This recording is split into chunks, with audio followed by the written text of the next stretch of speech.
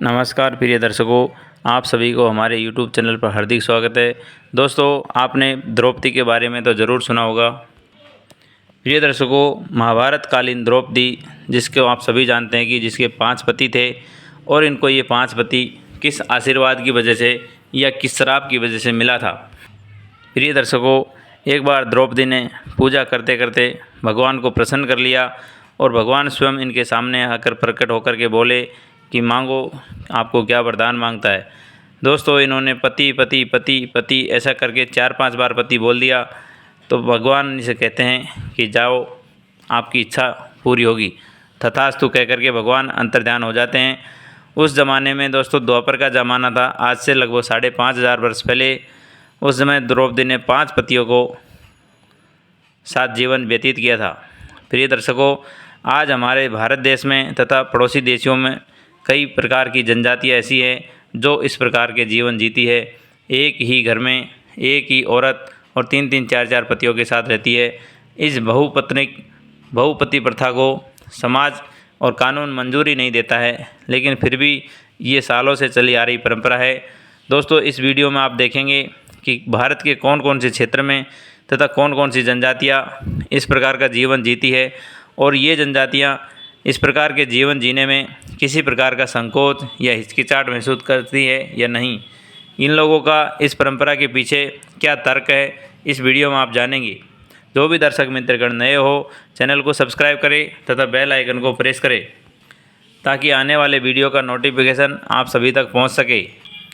प्रिय दर्शकों, उत्तर नौनसार के भावुक जनजाति, दक्षिणी कश्मीर के हिमालयी क्षेत्र में तथा नीलगिरी के टोंड क्षेत्र में, त्रावणकोर के जो कि केरल में पड़ता है नैयार जनजाति है, मालाबार हिल्स के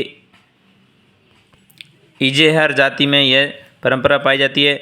नेपाल के जो लामा संप्रदाय है, देहरादून की खासी जनजाति है, अरुणाचल प्रदेश के गोलोंग जनजाति है, मावलिन, मोटा, करवाजी, पुलाया, मधुवन, मन्नान, ये सभी जनजातियों में बहुपति प्रथा देखने को मिलती है। हमारे भारत देश में जो कि उत्तराखंड में देहरादून नाम की एक जगह है, वहाँ पर राजो नाम की एक स्त्री जो कि सोशल मीडिया पर बहुत फेमस हुई। दोस्तों, वह अपने 5 पतियों के साथ जीवन व्यतीत करती थी और बड़े हंसी खुशी के साथ उसने अपना जीवन बिताया। इसका आप न्यूज़पेपर में, पंजाब केसरी, ये सब जगह आपको देखने को मिलेगा, जिन्होंने 5 भाइयों के साथ शादी रचाई।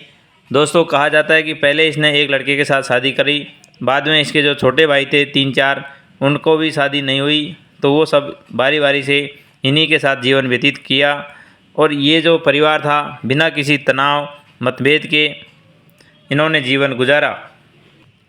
जब एक बार किसी न्यूज़ चैनल ने राजो से इंटरव्यू में पूछा, क्या आप इस प्रकार के जीवन में अर्थात बहुपति के साथ रह कर के जीवन में खुशहाल हो, तो उसने राजो ने इंटरव्यू में कहा कि मुझे कोई दिक्कत नहीं है। दोस्तों, आप सभी जानते हैं कि हिमालयी क्षेत्र में, पर्वतीय क्षेत्र में एक टोपी का परंपरा चलता है। राजो अपने सिर पर टोपी धारण करती थी और यह टोपी जब दरवाजे के बाहर रख दी जाती थी तो मर्यादा का ध्यान रखते हुए दूसरे भाई घर के अंदर प्रवेश नहीं करते थे। दोस्तों, हमारा जो नेपाल है उसमें तिब्बती एक दूसरा क्षेत्र है, तिब्बत देश, उसके उमला ज़िले में लामा संप्रदाय के लोग भी इसी तरह का जीवन व्यतीत करते हैं। लामा संप्रदाय के धर्म लामा नाम का एक भाई था, उसके 2 छोटे भाई थे, बुद्धि लामा और नरूबा लामा। दोस्तों, इनके जीवन में भी ऐसा ही हुआ। ये तीनों भाई एक ही पत्नी के साथ पूरे साल जीवन व्यतीत करते थे। ये लोग 4-4 महीने के लिए अपना क्रम बनाते थे और जो इनकी पत्नी थी वह भी किसी के साथ ईर्ष्या द्वेष नहीं रखते हुए पूरा प्रेम इनको देती थी। प्रिय दर्शकों, कहा जाता है कि आज से 125 साल पहले 1911 में जब सेंसेक्स के अर्थात जनगणना आंकड़े के जब आंकड़े आए तो उस समय बहुपति प्रथा का उल्लेख उस समय मिलता है। हमारा आज का कानून और आज का समाज इस प्रकार की परंपरा को बिल्कुल भी बढ़ावा नहीं देता, लेकिन कुछ समुदाय में ये आज भी चलती आ रही परंपरा है। जब इन लोगों से इस प्रथा के बारे में पूछा जाता है तो कहते हैं कि परिवार में झगड़ा नहीं होता, दौलत संपत्ति के झगड़े नहीं होते और हमारा जो समाज, हमारा जो घर है बड़ी आसानी से चलता रहता है। सभी लोग इस परिवार को चलाने के लिए अपना अपना सहयोग देते हैं और सभी मिलकर के नियंत्रण में रहता है परिवार। किसी तरह का हमारे घर में लड़ाई झगड़ा नहीं होता है, क्योंकि दोस्तों लड़ाई झगड़े का कारण होता है अपनी अपनी औलादों के लिए, अपने अपने स्वार्थों की पूर्ति के लिए आदमी कहीं न कहीं तनाव उत्पन्न करता है, झगड़े उत्पन्न करता है। लेकिन इनके तो कॉमन बच्चे होते हैं, इसलिए इन परिवारों में कोई लड़ाई झगड़ा संपत्ति का नहीं होता है। प्रिय दर्शकों, इस प्रकार की कुप्रथा को हमारा देश में कानून में उसका उल्लेख नहीं है और हम इसकी निंदा बुराई भी करते हैं। लेकिन दोस्तों इन समुदायों में, इन जनजातियों में आज भी यह प्रथा देखने को मिलती है और इन लोग इसको जब अपने ख़ानदान में अपने बड़े बुज़ुर्गों से देखते हैं, सुनते हैं, तो इन लोगों को इस तरह बुरा भी नहीं माना जाता है। जब राजो से एक इंटरव्यू में पूछा तो उसने कहा कि मेरी माँ 3 पतियों के साथ रहती थी, इसलिए मुझे भी 5 पतियों के साथ, 4 पतियों के साथ रहने में कोई आपत्ति नहीं है।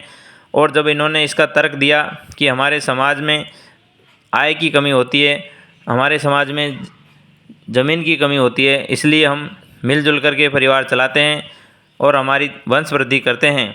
दोस्तों इस प्रकार की प्रथा के पीछे आप लोग कमेंट में क्या कहना चाहेंगे, ज़रूर से ज़रूर बताइएगा। सभी को राधे राधे, हरिओम।